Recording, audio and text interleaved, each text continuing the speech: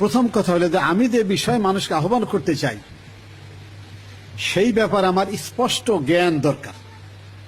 এখন এই স্পষ্ট জ্ঞান অর্জন করতে হলে দুনিয়ার সব বই তো পড়া সম্ভব না।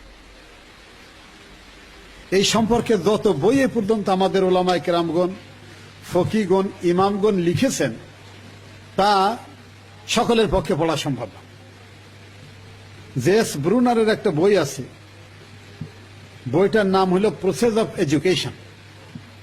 তার মধ্যে একটা কথা আছে যে স্ট্রাকচার অফ নলেজ, নলেজের বা জ্ঞানের একটা কাঠামো ছাত্রদেরকে একাডেমিক ডিগ্রির মাধ্যমে দেওয়া হয়। দুনিয়ার সব জ্ঞান কোনো সাবজেক্টের লোকই অর্জন করতে পারে না। তা কাঠামোটা এমন হওয়া উচিত যাতে এই লার্নিংটা বা শিক্ষাটা ট্রান্সফার করে আর এক জায়গায় নিতে পারে। এখন আমি ফিজিক্সের ছাত্র, আমি ছাত্র শিবিরের কর্মী বা সদস্য যদি হই, তাহলে সবসময় ফিজিক্সের থিওরি দিয়ে মানুষকে বোঝানোর চেষ্টা করা এইটার কোনো অর্থ হয় না। তাহলে আমার চেষ্টা করতে হবে বাংলার ছাত্রের কাছে যখন আমি কথা বলবো তখন সেখানে বাংলা ভাষায় সুপণ্ডিত যারা, তারা যে অত্যন্ত রুচিশীল সাহিত্য রচনা করেছেন, শব্দ চয়ন করেছেন, কেউ কেউ শব্দ তৈরি করেছেন যে শব্দগুলি হৃদয়গ্রাহী, এই শব্দগুলি কোন কোন জায়গায় ব্যবহার করা যায় এই ধরনের দক্ষতা অর্জন করা উচিত। তেমনি মাদ্রাসার একজনের কাছে দাওয়াত দিতে গেলে কোরআনের উচ্চারণ সহি যতটুকু আছে ওইগুলাই তেলাওয়াত করা উচিত, যেহেতু সে আমার চেয়ে ভালো তেলাওয়াত জানে, যে ইসলামকে একটা আন্দোলন হিসেবে বুঝে নাই। তার কাছে আমি যদি প্রথমে তেলাওয়াতটা সহি না হয় তাহলে আমার ইম্প্যাক্ট তার উপরে হবে না। এখন সে যেদিকে কইলে কথাটা বুঝে সেইভাবে কথাটা তার কাছে বলা দরকার এবং সহজ ভাষায়। এই জন্য রবীন্দ্রনাথ কথাটা বলেছিলেন এইরকম যে সহজ কথা সহজ করে বলতে আমায় কহজে, সহজ কথা সহজ করে যায় না বলা সহজে। একই ভাষা সকলের কাছে সহজ নয়। যেটা ইউনিভার্সিটিতে সহজ সেটা প্রাইমারি স্কুলে সহজ নয়। যেটা গ্রামে সহজ সেটা অনেক জায়গায় শহরে অনেক মানুষ বুঝে না। সুতরাং স্ট্রাকচার অফ নলেজ অর্জন করলে আমরা স্পষ্ট জ্ঞান অর্জন করতে পারবো এবং সেটা প্রয়োগ করতে পারব। 2 নাম্বার, কোরআন শরীফের মূল টার্গেট হলো মানুষ। সুতরাং কোরআনের এই আদর্শ যদি মানুষের কাছে প্রচার করতে হয় তাহলে পরে মানব জাতির প্রতি as a whole, towards whole humanity আমার একটা মহব্বত থাকতে হবে। এবং কোরআনে যেমন বলেছে বিসমিল্লাহির রহমানির রহিম, ইয়া আইয়ুহান নাস উবুদু রাব্বাকুমুল্লাযী খালাকাকুম ওয়াল্লাযীনা মিন ক্বাবলিকুম লাআল্লাকুম তাত্তাকুন। এখানে ইয়া আইয়ুহাল মুমিনুন বলা হয়নি, ইয়া আইয়ুহান নাস বলা হয়েছে। এবং রাসূল করিম সাল্লাল্লাহু আলাইহি ওয়াসাল্লাম মানব সম্পর্কে বলেছেন নিজের পরিচয় যে দুনিয়ার সমস্ত মানব জাতি জাহান্নামের দিকে যাইতে চাচ্ছে আর আমি তাদেরকে ধাক্কাইয়া এই আগুন থেকে রক্ষা করার জন্য চেষ্টা করছি। আমার বিরোধিতা করে, অন্য দল করে, অন্য মতবাদ পোষণ করে, অতএব সে গুল্লায় চলে গেছে, তার পিছনে আর সময় দিয়ে লাভ নাই। এই মানসিকতা, এই হীন এবং সংকীর্ণ মানসিকতার লোক আর যাই হোক দায়ী আল্লাহ হইতে পারে না। আমি ওই ব্যক্তিদের প্রতি অত্যন্ত শুকরগুজার। আমি যখন ছাত্র ইউনিয়ন করি, আমাকে যারা আমার মতো ধার তেড়া মানুষের জ্বালা যন্ত্রণা সহ্য করে দিনের পর দিন আমাকে ইসলামী আন্দোলনের শেষ পর্যন্ত আইনা ছেড়েছে। তাই অতএব যদি তারা ওই দিন আমার উপরে ছেড়ে দিতেন ভরসা, তাহলে তো আমি জাহান্নামের ওই রাস্তায় থাকতাম। এখন কমপক্ষে রাস্তা তো পেয়েছি, নিজে যদি আল্লাহকে খুশি করে দুনিয়া থেকে বিদায় নিতে পারি তাহলে আমার কপাল ভালো, আর যদি না পারি সেটা আমার কপাল মন্দ। কিন্তু যারা আমাকে এনেছেন তারা সব ঠিকই পেয়েছেন, তাদের কোনো অসুবিধা নেই। এরপরে এরই একটা গুণের মধ্যে আছে যে ইচ্ছা থাকবে সকল মানুষকেই আমি যেন দাওয়াত দিয়ে আমার আদর্শের দিকে আনতে পারি। আমি যে মুক্তির স্বাদ পাইলাম, আমি যে জান্নাতের রাস্তা পেলাম, এই এত সুন্দর মানুষ, আশরাফুল মখলুকাত, এত চমৎকার বিদ্যা বুদ্ধি, এই লোকটা জাহান্নামে যাবে শুধুমাত্র দিন এর পরিচয় না পাওয়ার কারণে, দিনের উপর আমল না করার কারণে, এই একটা অলওয়েজ একটা কষ্টবোধ মনের মধ্যে থাকা উচিত।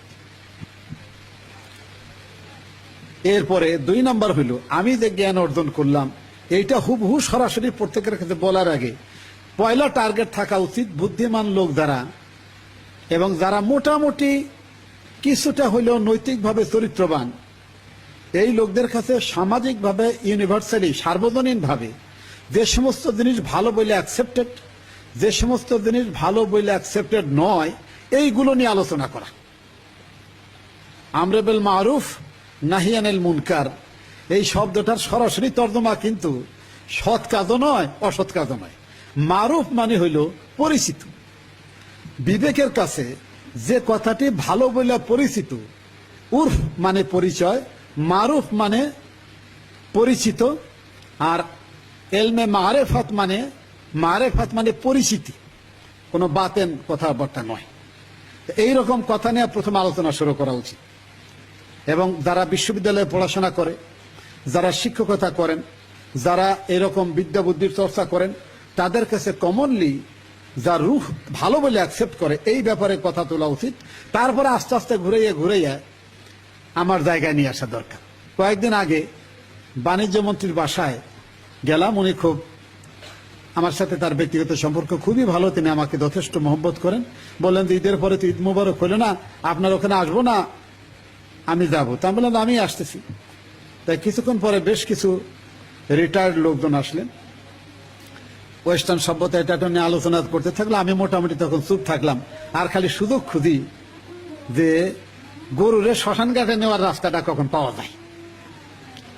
এক পর্যায়ে যখন তাদের বিবেকের মধ্যে যেগুলি সবচেয়ে খারাপ নিন্দনীয় কাজ বইলা মনে হইল, একজন লাভ দিয়ে উঠে বললেন যে, এক ব্যক্তি বলতেছিলেন যে আমি আপনাদের একজন বড় মুরব্বীর কথা বলবো, যিনি কাফেরদেরকে অভিসম্পাদ দিলেন। আমার কাছে এটা পছন্দ হয় নাই, বরং এইভাবে যদি দোয়া করতেন যে সব মানুষ যদি আল্লাহ তুমি তাদেরকে হেদায়েত দাও, তাহলে আমাদের দল ভারী হয়। একজন রিটায়ার্ড এয়ারফোর্সের অফিসার, এয়ার কমান্ডার, তিনি লাভ দিয়ে বললেন যে আপনার এই কথা ঠিক না।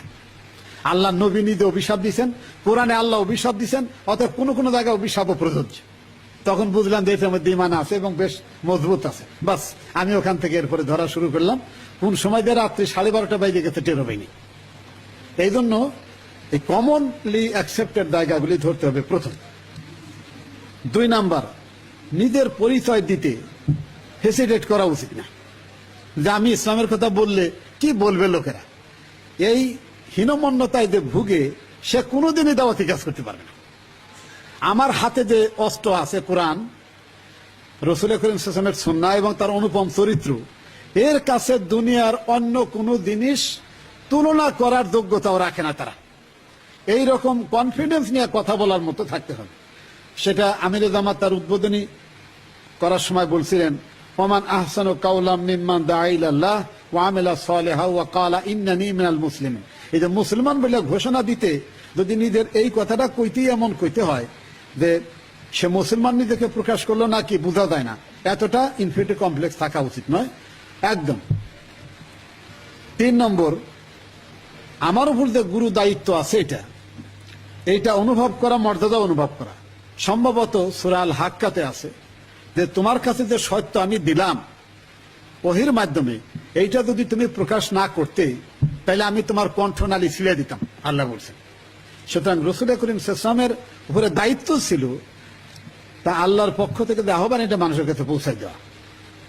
এরপরে হলো সমাজ ও সমকালীন অবস্থা সম্পর্কে ভালো মতো জানা এবং সংশোধনের দায়িত্ব পালন করার জন্য কাজ করা। এই কাজ তো নবুয়ত পাওয়ার পরে নবী করছেনই, এমনকি নবুয়ত পাওয়ার আগেও হিলফুল ফুজুল গঠনের মাধ্যমে তিনি এই কাজ করেছেন।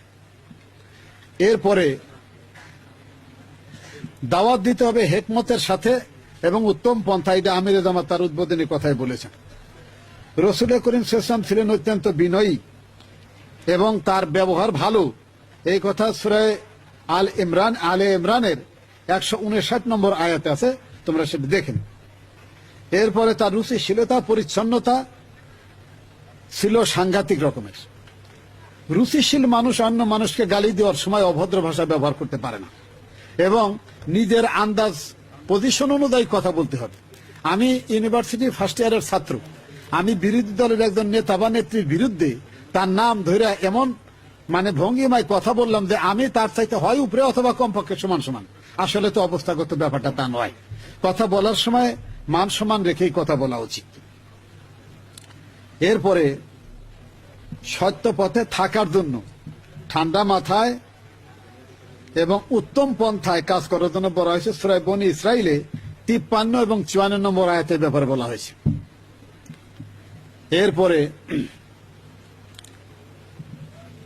নিজে কি অনুসরণ করবার কি বলবো এই ব্যাপারে সূরা আল আনামে 104 নম্বর আয়াতে দায়ের ব্যাপারে বলা হয়েছে। সহজ পন্থায় কথা বলার ব্যাপারে ডাইরেক্টলি সূরাতুল আলা